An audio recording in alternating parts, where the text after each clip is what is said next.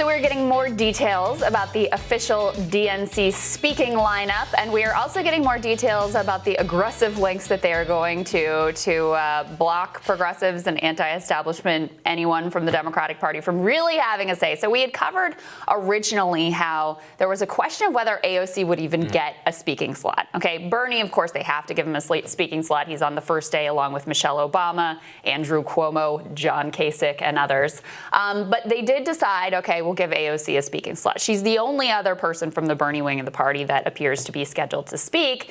And now we are learning that that speaking slot is all of 60 seconds long. Wow, 60 seconds. Pre-recorded 60 seconds. That is all that AOC gets. Meanwhile, people like Kasich, Mayor Pete gets a more prominent and lengthy speaking slot. She's one of the most popular people, if not the most popular person in the Democratic Party. Digest it. That the number one fundraiser in the House of Representatives, or the House Democratic Caucus, as I understand it, is going to speak for 60 seconds during a pre-recorded message during the Democratic National Convention on the same day that former Republican Governor John Kasich will speak for longer at the DNC. You can't make it up. That's just incredible. And it shows you that their priorities. I truly think it's insane. Because even on the Republican side, AOC bent the knee for Biden. She said she's going to vote for Biden. Yeah. She didn't say it enthusiastically, but she said she's going to vote for him. On the Republican side, if there was somebody like some Tea Party congressman even who was like throwing bombshells, but at least was a good fundraiser or something, they'd give him 15 minutes. You got to give him 15 minutes. That's how it is. Look, I get, in fairness, it's a more limited schedule this time around, but she's one of the biggest stars in the country. Right. She's one of the only actually interesting and exciting Democratic leaders that is out there. So I do want to clarify, she's not on the same day as Kasich. She's on the same day as electric speakers like John Kerry and Chuck Schumer, and also Sally Yates, How did it go last time John Kerry spoke at a Democratic National Convention? It hasn't been going well for Democrats at conventions here for a little while. So that's, one piece of this. We also covered, of course, Andrew Yang, completely snubbed. Now, he complained publicly. Didn't complain. He was just like, I kind of thought I might be in this lineup. And then he added to that, maybe it was because he endorsed against too many incumbents. Well, they said they're going to try to work him in, but we still haven't got any official word about that either. Maybe he's going to get his 60-second pre-recorded slot as well here. And add on top of that TYT has press credentials denied. And you just can see it's two pieces, I think. Number one is just vindictive. It is. This is you were against us and we are going to snuff you out, right?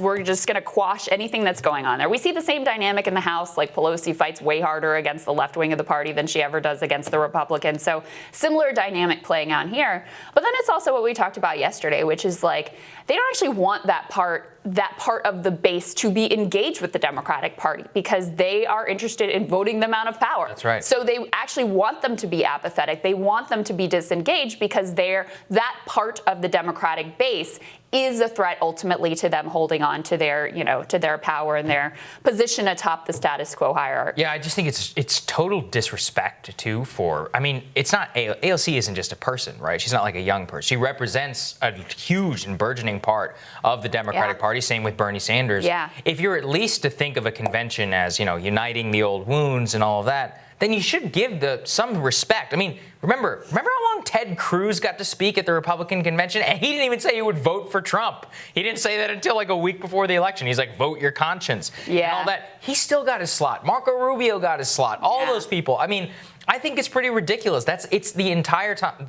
If she's willing to speak, she should get, I think, a headliner, 15-minute. And also, if somebody who is skeptical of Biden is coming out and saying and laying out a case about how they're going to vote for Biden from a progressive leftist standard, don't you think you would want to elevate that message? It's bad politics, and it's very disrespectful to millions of younger people out there.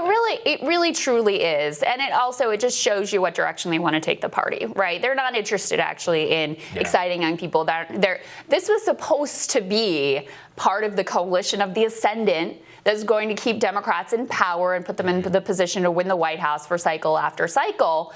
And, they don't like the direction of the politics, so they just want to say screw you to that whole part of the party. Tuning Out had a funny take on all of this featuring Jamal Bowman. Let's take a listen. Senator Bernie Sanders, okay. Former Governor John Kasich, yes. Podcaster, very now, cool. Jamal, I have to say, don't you think the party risks alienating Democrats by having Bernie speak on Kasich's night? I don't think so. I think Bernie Sanders is a great leader and great speaker, and he brings the issues that are most important to the American people to the forefront of everything he does and everything he says. I am having a watch party just for John Kasich's speech. I had a cake baked in the shape of a heartbeat, Bill. Let's look at Tuesday night now. The theme is Leadership Matters. Okay. Ooh. Minority Leader Chuck Schumer is speaking. Then Representative Alexandria Ocasio-Cortez. Okay. Former President Bill Clinton. Now, Jamal, you're friends with AOC, I assume. She's got to be pinching herself for being on the same night as Bill Clinton, right? That might be the case. I doubt it. AOC is pretty much her own person, and she's more focused on the working class, I think, than Bill Clinton was throughout his career. Jamal, I gotta say, good luck to AOC trying to follow Chuck Schumer, okay? There's gonna be a lot of babies born 9 months from his speech, let me tell you. You got that right.